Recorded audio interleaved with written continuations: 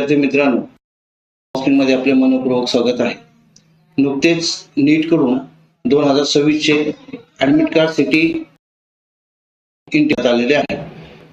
विद्यार्थी मित्रांनो, हे लक्षात ठेवा, हे फक्त सिटी इन्फॉर्मेशन आहे। यावर कोणत्या तारखेला परीक्षा होणार आहे आणि आपल्या एक्झाम सिटीचं जे काही जिल्हा असेल तो जिल्हा आपल्याला त्यामध्ये उपलब्ध करून देण्यात आलेला आहे।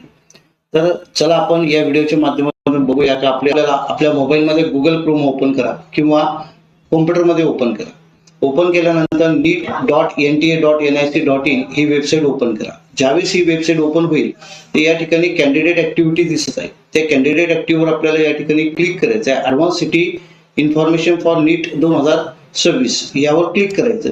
क्लिक केल्यानंतर ऍप्लिकेशन नंबर, जो काही आपण फॉर्म प्रिंट घेतलेला आहे, कन्फर्मेशन पेज घेतलेला आहे, त्यावर प्रत्येक विद्यार्थ्याचा ऍप्लिकेशन नंबर हा देण्यात आलेला आहे।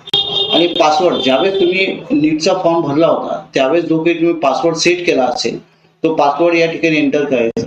त्यानंतर हा दिलेला जो काही कॅप्चर कोड असेल तो कॅप्चर कोड यामध्ये एंटर करायचा। एंटर झाल्यानंतर तुम्हाला त्या ठिकाणी त्याला तिन्ही गोष्टी तुम्हाला दिसतील, त्याला सबमिट करायचं।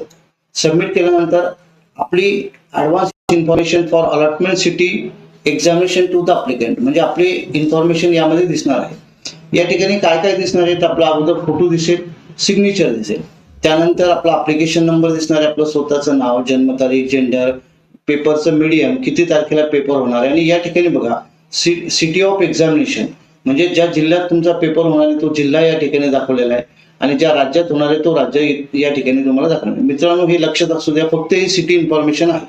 नीटची अजून अद्याप तरी ऍडमिट कार्ड उपलब्ध झाले नाही, फक्त ही सिटी इन्फॉर्मेशन आहे।